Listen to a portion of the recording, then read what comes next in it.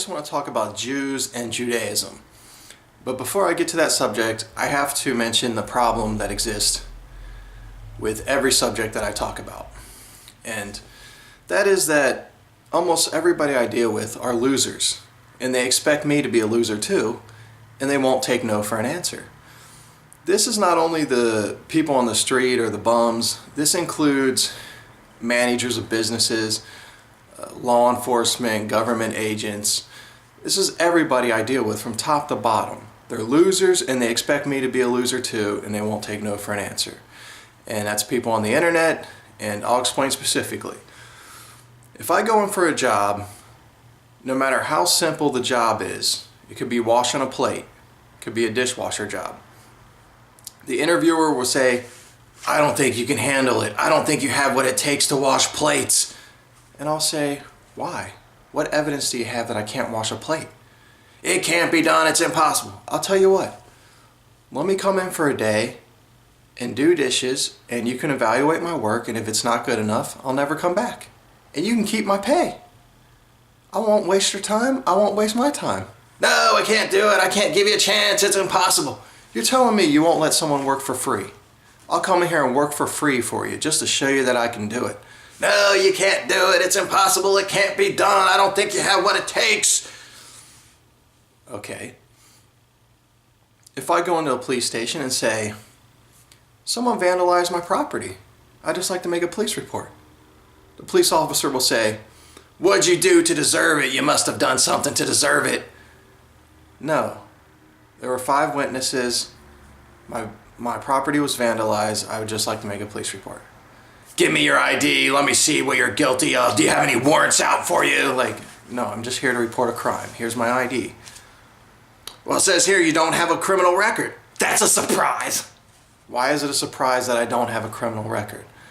You know, I'm not a criminal. Can we move on? "No, I can't accept it. It's impossible. You must have you're making this up." And, like, okay, what?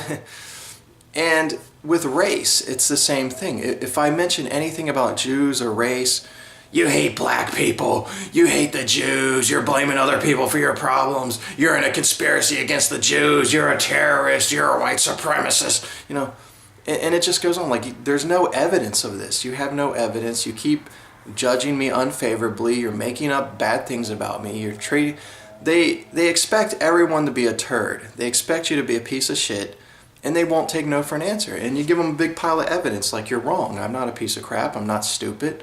I'm not a loser. I'm not a failure. Here's a pile of evidence. If you weren't a loser, you'd be rich already. Your parents would be millionaires, and you would have grown up in Washington, D.C. No, you can't stereotype people like that. "Oh, yes, I can."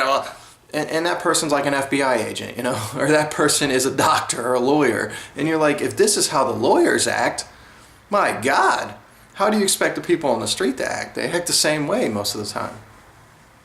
So that's probably the first problem. Like, I'm going to be accused of a million bad things with no evidence for it.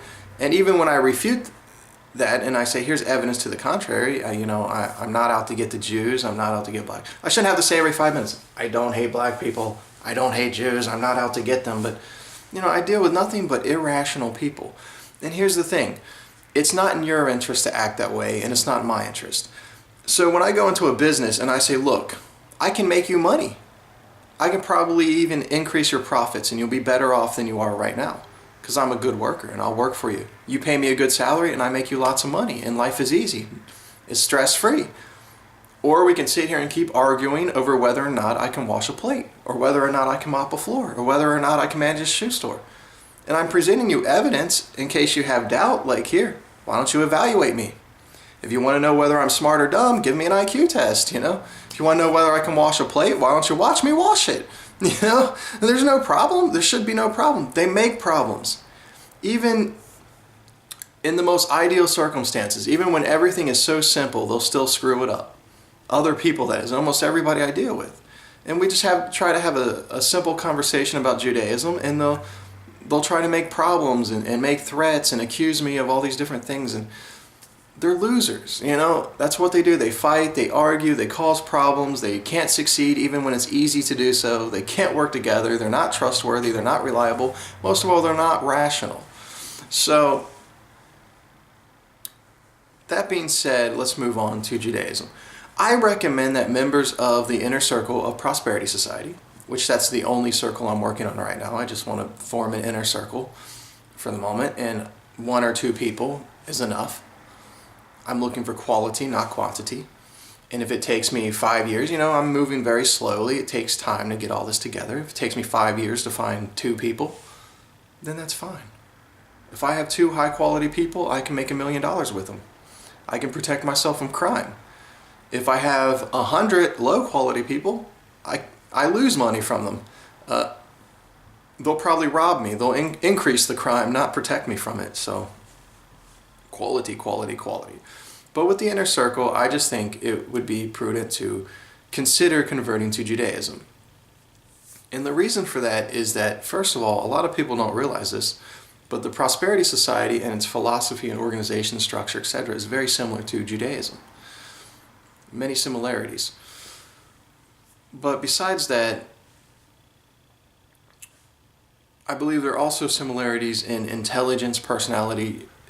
Ashkenazi Jews have the highest average IQ of any group. So if we are a group of intelligent people, we're going to fit in more with Ashkenazi Jews than we would with some other groups, for example. Just like we would fit in more with wealthy and successful people than we would with poor people. But I think sometimes it's easier to have access to a Jewish community, maybe not. But I mean, if it's possible to convert, it helps you. But it also helps protect you. Where if you go to college and you're discriminated against and you're Jewish, the FBI, ADL, everyone takes your complaints more seriously than if you're a non-Jewish white person.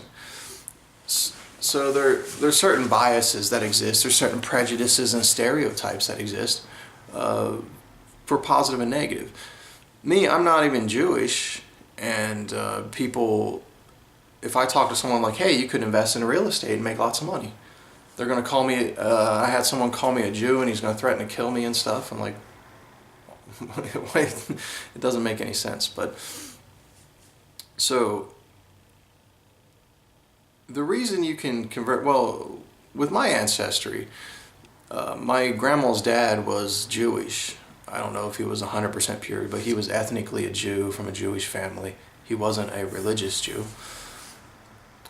So, I don't know, I may be 10% Jewish, give or take, by heritage, and about 2.5% Native American, and then other than that, the other 88% or so is Northwest Europe, which is England, primarily English, I guess, and then German and French and Irish and Dutch. But over time, I've come to identify more with Jews. Even though I don't really fully identify with any one group, I'd like to create my own group, Prosperity Society, obviously. But what happens is, let's take Germans, for example. If a German is being discriminated against in the United States or in Germany, other Germans will sit there and watch. They won't help. And they'll report it to the police, and the police officers are of German descent, and they don't care. They should care no matter what descent they are of, but it makes it especially worse when they're betraying their own people and putting their own people out to slaughter, And a German person could have, 5 black people beating the crap out of them on the side of the road, and other Germans will just drive by like, I don't want to get involved. And you go to Germany and the leaders are weak. They look weak, and they're like the dumbest, weakest, most effective looking people you've ever seen, and they're all women. They're not strong women, they're not smart, assertive women, confident. They're like the most weak, submissive, look at Merkel, but it's not only Merkel, their military generals are like these little lesbian looking women or something, and not like a strong, tough, dyke looking lesbian. I mean like some kind of stupid looking lesbian or something, But they just convey weakness at all times. And it would be fun if it was an illusion, if they were just trying to look weak to mask their actual strength, but that's not the case. They actually are weak. If you're German, you have to get used to losing. And you have to realize everyone on your team, not everyone, maybe 90% of people who are also German that are on your team, in it, so to speak, they're weak and stupid, and they won't protect you. They won't help you. They won't help their own people. They'll let their whole nation be taken over by other people. They'll let their whole culture die. They don't defend their own self-interest. And it's the same if you're English or if you're French or whatever. Even Native Americans, I guess, are similar. But with at least with black people, they're in much the same boat as white people. Even worse, because they're less successful individually and economically. But at least they have some sense of identity, where if a bunch of white people are beating the crap out of a black guy and a black drives by, most black people will stop and help. Not all of them, but a lot of them will stop and help. And the same thing with Jews. Jews have a really strong identity. If a Jewish person is getting beat up, most Jews are going to stop and help another fellow Jew. And certainly if a Jew is being discriminated against, another Jew will stand up for that. And so I identify with people who are healthy, people who are strong, assertive, confident, smart. And that's where I feel like I fit in more with Judaism than a bunch of losers. Non-Jewish whites are just losers. Maybe 100 years ago they were dominant. Germans and English people and everything were the dominant group, or one of the top dominant groups of the world. But whatever happened to them, most of them are weak and stupid now. It's like they're ashamed of their heritage rather than proud of it. And they're irrational, they can't be reasoned with, and they act like losers. They're the same people I'll be arguing with, like, look, I can wash a plate, 2 + 2 is 4, life is not hard, it can be done, and they're there slitting their wrist, why try, we'll just fail, I just get tired of it. If there was a group of people who were half alligator, half human, and they crawl around in the swamps, but they're smart and they can read a book, and they're socially dominant, and they're assertive, and they're confident, and they're successful, and they protect each other, and they defend their group, and there's a certain amount of respect for their group, or at least a certain amount of protection, I would identify with the alligator people. I would marry myself an alligator wife and raise half alligator, half human children and be like, these are my people. I identify with anything that's strong and healthy and confident and assertive and intelligent. I don't identify with defective losers who are sitting there peeing their own pants, crying, why try, we'll just fail, and screwing over their fellow human being, but also the people that are in their ethnic group, screwing them over too, spitting in their face and just ashamed of themselves and ashamed of their group and want to fail at everything. I don't know what's wrong with people. It's so widespread.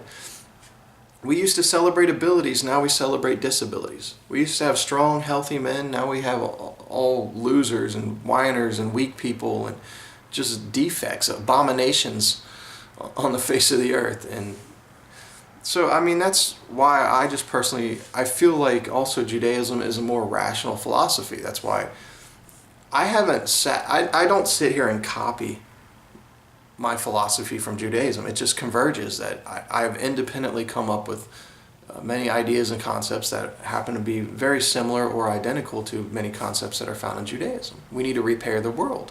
We need to take responsibility for our actions.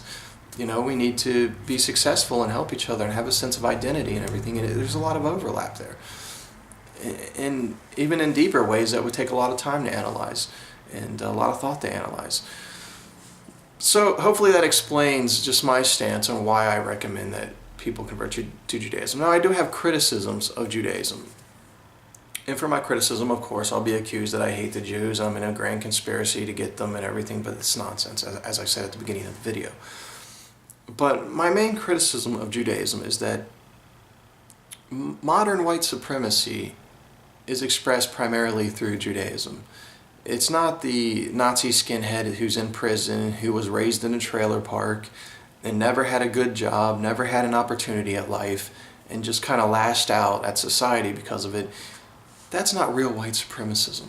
Real white supremacism is someone who is given an opportunity to be a high-ranking official or high-ranking politician or CEO, or given access to the best schools in the country and made to lead and make lots of money and be at the top. Sometimes even when they don't deserve it, even when they're not the best, that their race and ethnicity has conveyed special privileges upon them, and special rights and protections and special advantages, and where they've been instilled in the sense that they deserve more than other people because of their heritage. And that's something that exists to an extent in Judaism. And it even goes to a political level where if Germany cannot be for Germans, that would be horribly racist. Germany cannot extol German culture. It has to be multicultural. Germans can become a minority in Germany, and that's wonderful. That's diversity. That's globalism. Get used to it. French people are not allowed being French while they're in France. France cannot be for French people. It cannot be for French culture. It has to blend itself with all the cultures of the globe, even cultures that are hostile to French people, French way of life, and French culture. French people themselves, they have to be blended out of existence and mixed breed with all the different peoples of the world, or else they're racist if they don't accept it. South Africa can't have a separate white government. That's horribly racist, and the international community put a stop to that, which has actually decreased the quality of life for black South Africans. It harmed not only white South Africans, it harmed black South Africans as well.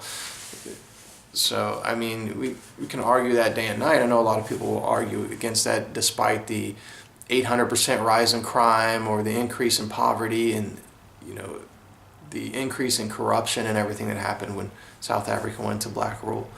And I'm not advocating apartheid, but you go to Israel, and Israel can be a type of apartheid state. It can be a state that's for Jewish people, that extols Jewish culture. It's only for Jewish culture. Now, it accepts other people. There are minorities that live there and Arabs, but they're delegated in some ways to second-class citizenship.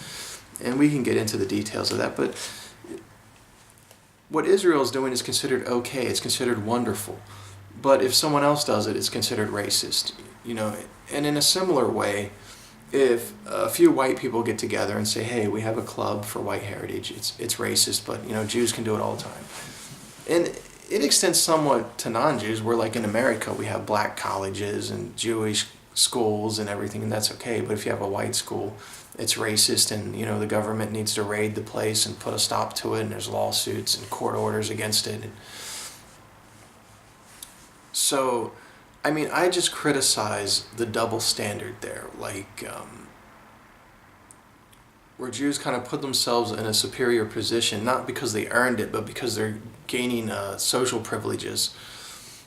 And I can't only criticize Jews for that, or Judaism. I have to criticize white people. Why are the white people so weak and submissive and stupid that they let this happen to them?